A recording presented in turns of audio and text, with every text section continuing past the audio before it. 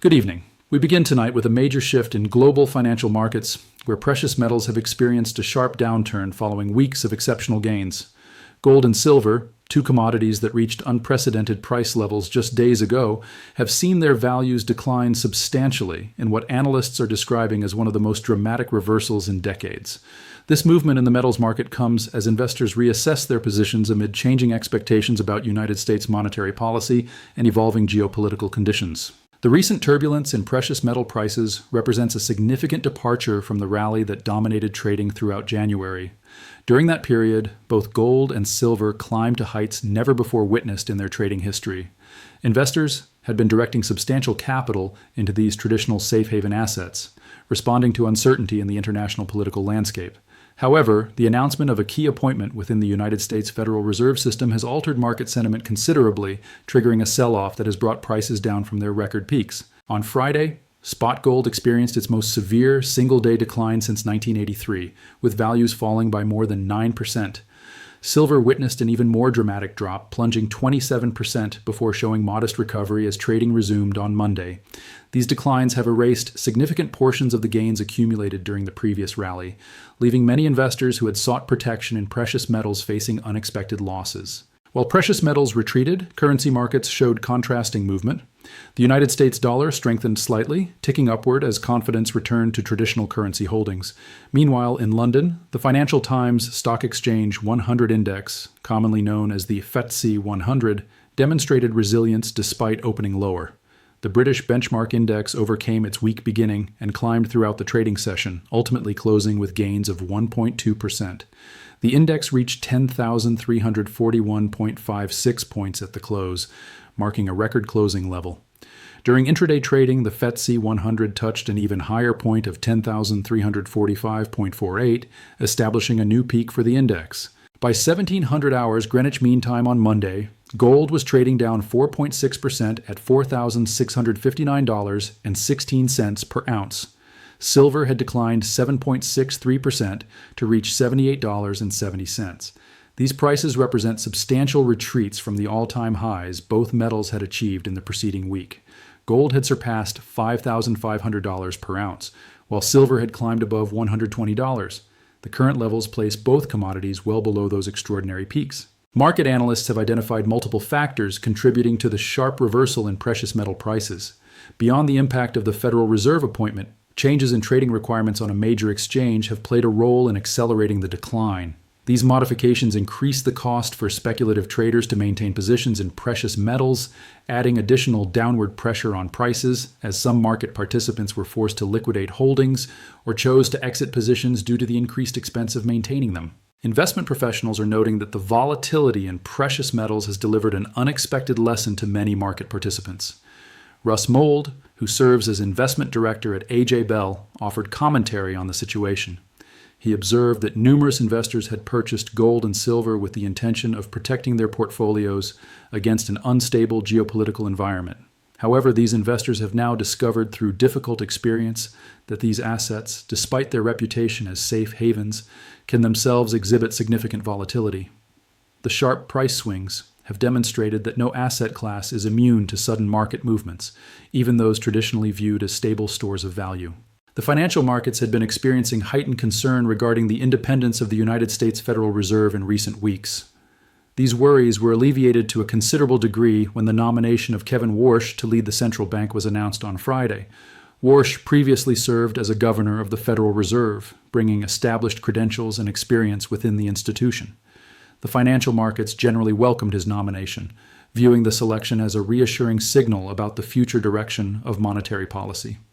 The announcement triggered an immediate response in currency markets, with the United States dollar rising by 1% in value.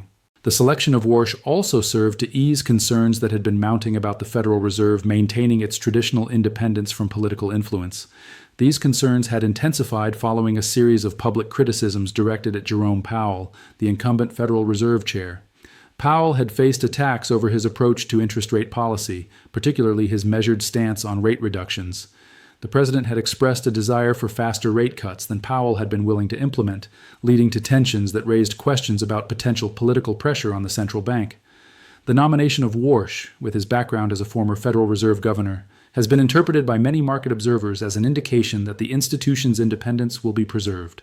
Despite the dramatic declines witnessed over recent trading sessions, it is important to place the current price levels in proper context. The price of gold, even after its substantial fall, has only retreated to approximately where it stood 2 weeks earlier. Furthermore, gold remains valued about 70% higher than it was at the corresponding point in the previous year. This longer-term perspective indicates that while recent buyers at peak prices have experienced losses, those who invested in gold earlier continue to hold significant gains. The metal's performance over the past year has still been exceptionally strong by historical standards. The sell-off in commodities extended beyond precious metals on Monday. Various commodity markets experienced declining prices as investors reassessed their positions across multiple asset classes. This broad-based movement suggests a general shift in market sentiment, rather than concerns specific to gold and silver alone. The synchronized decline across commodity categories indicates that investors are repositioning their portfolios in response to changing economic expectations and monetary policy outlooks. Asian stock markets reflected the uncertain mood among investors, with major indices across the region posting losses. South Korea's benchmark Kospi index led the declines, falling by 5% during Monday's trading session. The magnitude of this drop indicates significant concern among investors in that market. Elsewhere in the Asian region, Hong Kong's Hang Seng index dropped by 2%, showing that the negative sentiment was not confined to a single market. Japan's Nikkei 225 index was also lower, declining by more than 1%. These movements across multiple Asian markets demonstrate the widespread nature of investor caution. European markets presented a mixed picture as trading progressed throughout Monday. The United Kingdom's FTSE 100 index initially followed the downward trend seen in Asian markets, opening lower at the start of the trading day. However, as the session continued, the index reversed course and began climbing. By the close of trading, the FTSE 100 had risen 1.2%, achieving not only a positive day but also reaching record levels. This recovery demonstrates the varying reactions across different markets to the same underlying global conditions. Within the FTSE 100, the fall in commodity prices created particular pressure for mining companies.